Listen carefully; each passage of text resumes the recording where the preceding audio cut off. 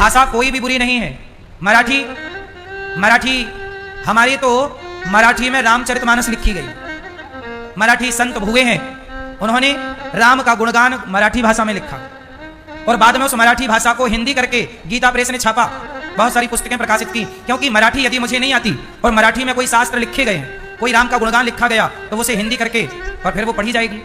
अब सोचिए हमारे देश में एक युद्ध चल रहा है, कौन सा? भाषा का युद्ध।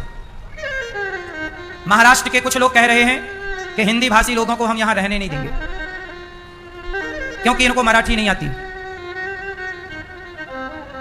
देखो, भारत की प्राचीन भाषा संस्कृत है।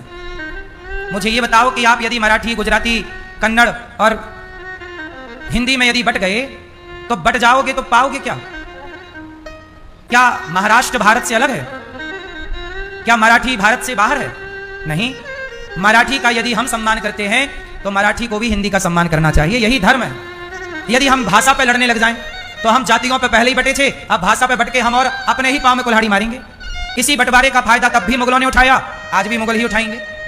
आप लड़ो, आपस में मरो और कोई दूसरा ही आके इसका फायदा उठाएगा। पता नहीं हमारे देश में ये जहर कौन घोल रहा है। ऐसे जिनको हिंदी नहीं आती तो गीता को मराठी में लिखा गया है, गीता प्रेस निकालती है। हिंदी भाषी गीता को किस में निकालती है? मराठी में, ताकि मराठी के लोग पढ़ सकें।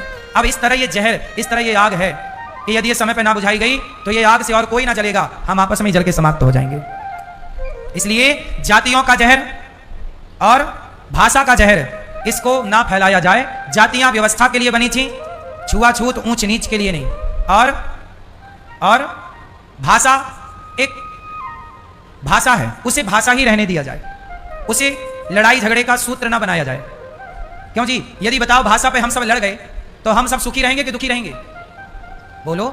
कितने लोग हैं जो महाराष्ट्र में काम करते हैं, वो कितने महाराष्ट्रियन हैं जो भारत के कोने कोने में काम करते हैं। भारत इतना बड़ा है, पूरी दुनिया में लोगों को जाना और आना पड़ता है, इसी से अर्थव्यवस्थाएं चलती हैं कि हम यहाँ, तुम वहाँ, वो यहाँ, यही ना कनेक्टिविटी है। यदि हम ऐसा जहर घोल लें, आपस में लड़ लें, तब तो भारत की बड़ी हानि हो जाएगी। इसलिए मेरी प्रार्थना है उन लोगों से जो भाषा के नाम की लड़ाइयां लड़ रहे हैं। भाषा हमारी लड़ाई नहीं, आतंकवाद हमारा दुश्मन है। सनातन के खिलाफ जो बात कर रहे हैं वो हमारे दुश्मन। उन दुश्मनों से हमको एकजुट होकर लड़ना है। कल को यदि भारत में मुगलों का साम्राज्य बढ़ा तो क्या मुगल मराठियों को छोड़ेंगे?